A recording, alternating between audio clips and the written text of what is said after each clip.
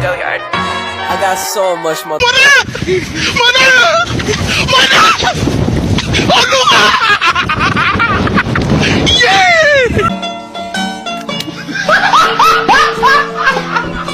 Are ya ready, kids? Aye, aye, Captain! I can't hear you. Aye, aye, Captain! Oh!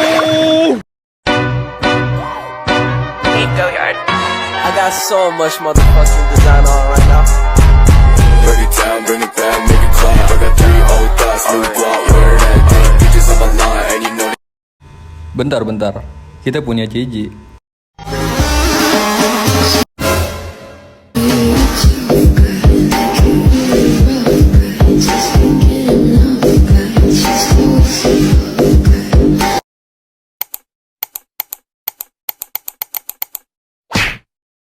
Assalamualaikum warahmatullahi wabarakatuh. Halo teman-teman, kami dari kelompok 12 akan membuat video untuk memenuhi tugas aspek hukum dalam bisnis. Sebelum masuk ke videonya, izinkan kelompok kami untuk memperkenalkan diri. Perkenalkan, nama saya Siti Nur Aini, NIM 221582, RA7 Manajemen. Dan di samping saya ada teman-teman saya. Silahkan. Perkenalkan, nama saya Resmiati, NIM 220331, RA7 Manajemen. Perkenalkan, nama saya Siti Betumisa, NIM 220161, RA7 Manajemen. Perkenalkan, nama saya Magfiro, NIM 220159, RA7 Manajemen. Menurut saudara Resmiati, menurut Anda apa itu aspek hukum dalam bisnis? Baik, yang saya ketahui tentang aspek hukum dalam bisnis adalah merujuk pada kumpulan peraturan hukum yang mengatur kegiatan bisnis ini mencakup berbagai aspek hukum yang harus dipatuhi oleh perusahaan atau individu yang terlibat dalam bisnis. Sekian, terima kasih. Menurut Risa, kenapa sih kita harus mempelajari ilmu aspek hukum dalam bisnis? Baik, saya jelaskan, kita perlu mengetahui hukum dalam bisnis karena ada beberapa alasan penting yang berkaitan dengan keberhasilan dan menangkan usaha mereka. Berikut adalah alasan mengapa pengetahuan hukum dalam bisnis sangat penting, yaitu memungkinkan perlu bisnis untuk memahami dan mematuhi peraturan dan persyaratan hukum yang berlaku. Hal ini penting untuk mencegah pelanggaran hukum yang dapat berkait pada sanksi hukum, denda, atau bahkan tuntutan hukum yang merugikan bisnis. Sekian dari saya.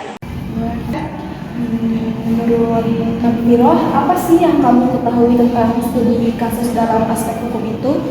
Sebutkan salah satu contohnya dan jelaskan. Ya baik, saya di sini memiliki satu contoh di mana kronologi Ruben Ensu digugat Rp 100 miliar dalam perebutan merek ayam geprek Bensu. Nah, geprek Bensu sambal mentah salah satu makanan yang dijual di geprek Bensu. Kasus sengketa perebutan merek geprek Bensu rupanya belum berakhir dan kini memasuki babak baru. Mereka yang berseteru adalah pengusaha kuliner Benny Sujono melawan Ruben Ensu yang dikenal sebagai artis dan komedian. Ruben Onsu digugat harus membayar ganti rugi. Nah, dikutip dari laman resmi Pengadilan Niaga Jakarta Pusat pada Kamis 14 April 2022, gugatan dilayangkan oleh PT Ayam Geprek Benny Sujono dengan nomor perkara 32 PDT Sus HKI Merek 2022 PN Niaga Jakarta Pusat. Nah, ada dua pihak yang digugat, yakni Ruben Samuel Onsu sebagai tergugat 1 dan Kementerian Hukum dan HAM sebagai tergugat 2. Dalam petitum Pengadilan Niaga Jakarta Pusat, PT Ayam Geprek Benny Sujono atau Ayam Geprek Bensu meminta pengadilan memutuskan bahwa mereka sebagai pemilik dan pemakai pertama merek Ayam Geprek Bensu Sedap Denger atau yang biasa disebut Ayam Geprek Bensu yang sah. Sekian dan terima kasih.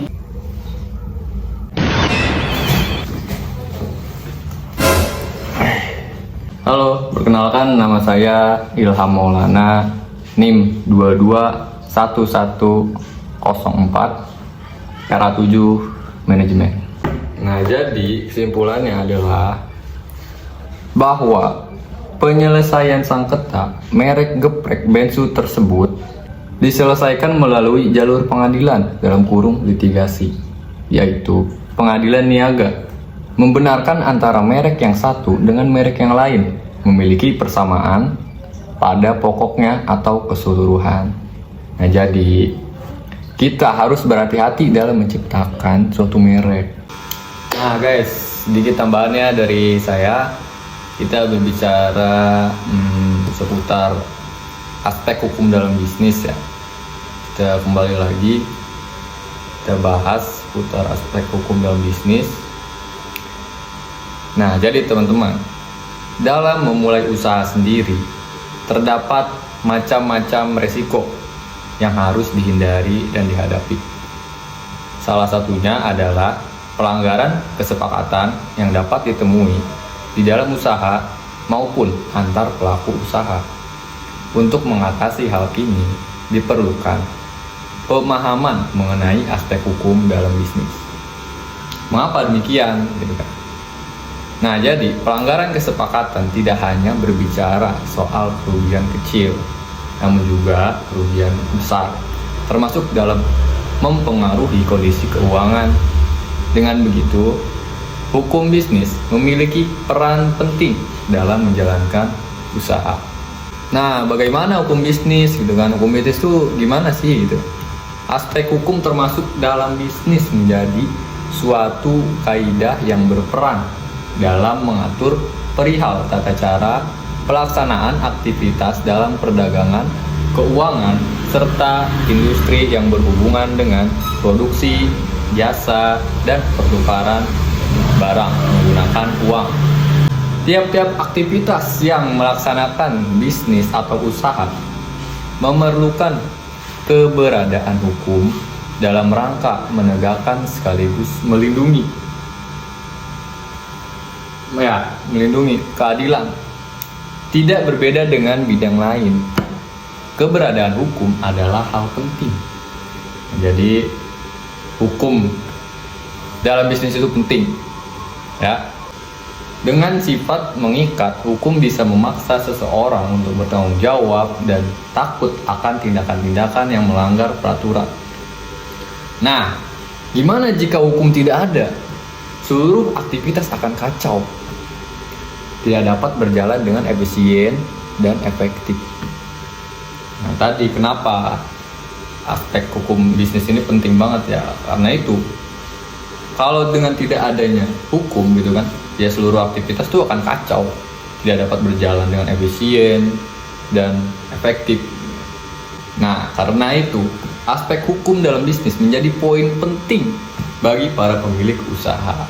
Mereka harus mengetahui dahulu aturan-aturan apa saja yang ada di ranah bisnis. Maka perlu belajar tentang hukum agar bisnis siap untuk berdiri dengan kokoh. Tujuan dan fungsi hukum dalam bisnis. Apa sih tujuan dan fungsi hukum dalam bisnis? Hukum di dalam bisnis dibuat untuk mengatur serta melindungi usaha dari macam-macam risiko yang bisa jadi muncul di masa mendatang. Tujuan adanya hukum dalam berbisnis antara lain sebagai berikut. Yang pertama, menciptakan suatu bisnis yang aman dan adil bagi para pelaku. Kedua, mendorong perbaikan pada sistem keuangan atau perbankan. Tiga, menyediakan jaminan dalam fungsi sistem keamanan dalam pasar secara efisien dan efektif. 4. Melindungi usaha dengan bentuk-bentuk tertentu, khususnya usaha kecil menengah dalam kurung UKM. Yang kelima, melindungi para pelaku usaha atau pelaku ekonomi ketika usaha berjalan.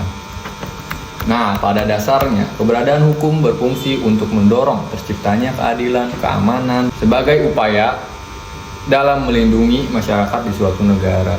Sementara itu, fungsi hukum dalam berbisnis antara lain sebagai berikut. Nah, ini fungsinya. Pertama, hak dan kewajiban dalam berbisnis dapat dipahami oleh seluruh pelaku bisnis. Kedua, pelaku usaha memperoleh sumber informasi yang bermanfaat. 3. Menciptakan aktivitas bisnis dengan sikap adil, jujur, sehat, dan dinamis karena keberadaan hukum yang sifatnya sudah pasti. 4. Para pelaku usaha akan memahami hak dan kewajiban mereka saat memulai usahanya. Ini mendorong aktivitas-aktivitas yang menyimpang dapat diminimalisir. Oke, nah jadi itu ya guys ya, sedikit tambahan, sedikit pembahasan seputar aspek hukum dalam bisnis. Mungkin itu saja dari saya. Terima kasih. Kurang lebihnya mohon maaf. Wassalamualaikum warahmatullahi wabarakatuh.